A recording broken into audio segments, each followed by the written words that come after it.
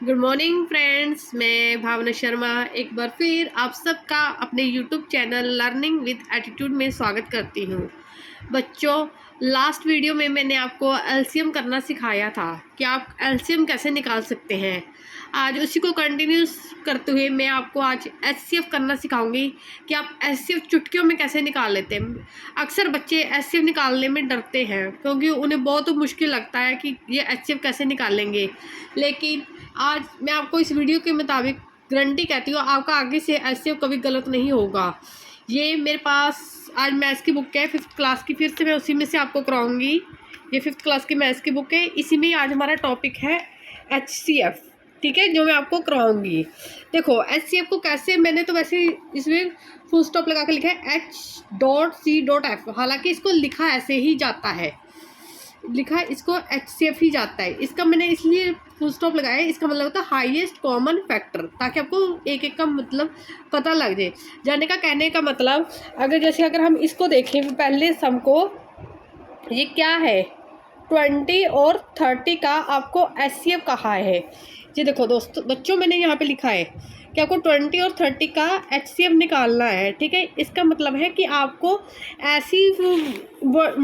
ऐसा डिजिट निकालना है जो इन दोनों में कॉमन हो, ठीक है, और हाईएस्ट हो। देखो इसके लिए आप क्या करते हैं, इसके लिए आपको डिवीज़न मेथड लगाना पड़ता है, यानी डिवाइड के थ्रू। जो आपकी बड़ी रकम होगी उसको आप अंदर लिखेंगे, जो का आपका क्या होता है डिविडेंड।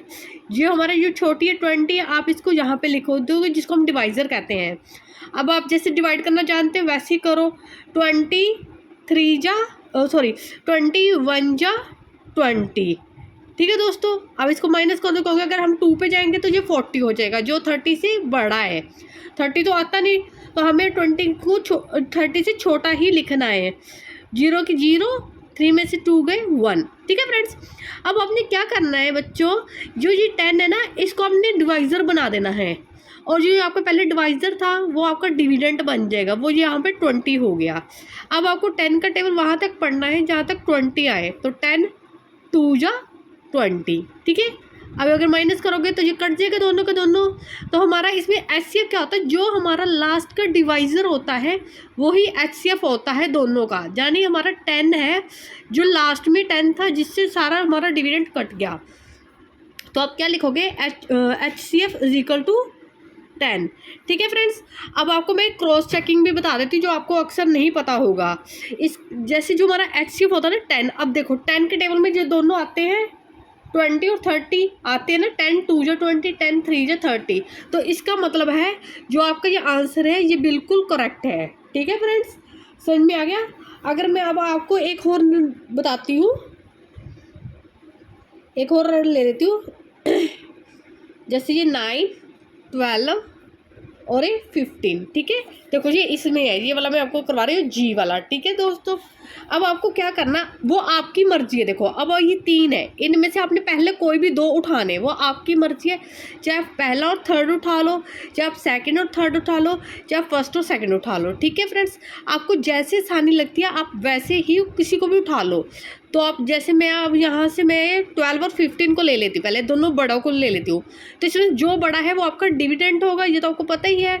छोटे वाला डिवाइज़र होगा, ठीक है फ्रेंड्स। अब आप 12 का टेबल अगर पढ़ोगे तो आपको 15 तक जाना है, तो 12 1 जा 12, क्योंकि 12 2 जा कितना होता है 24 होता है। अब आप इसको माइनस कर दो, 5 में से 2 गए तो आपके 3। अब देखो जो अब ये 3 है ना, तो ये अब आपका डिवाइज़र बन जाएगा। अब आप यहीं पे इसको डिवाइड का निशान लगाओगे, अब आपका लास्ट डिवाइज़र 12 था, ये आपका डिविडेंड बन जाएगा। अब 3 का टेबल वहाँ तक पढ़ो जहाँ तक 12 आए, 3 4 जा 12।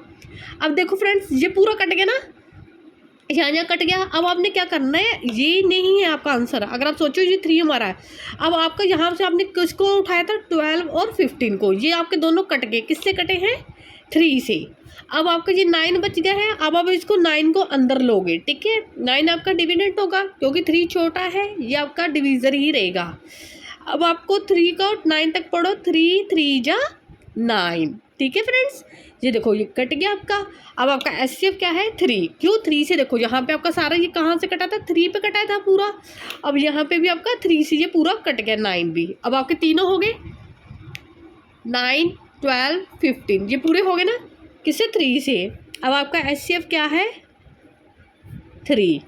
अब आप चेक भी कर सकते हो, क्रॉस चेक कि आपका आंसर सही है। अब देखो आपके 3 है, 3 है आपका एचसीएफ। देखो 3 दो तीनों में, 3 के टाइम में ये तीनों आते हैं। हाँ जी, 3 3 जा 9, 3 4 जा 12, 3 5 जा 15।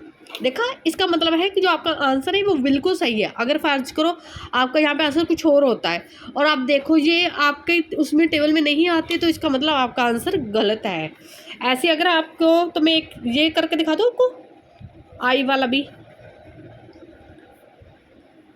8, 24 और 36। ठीक है फ्रेंड्स।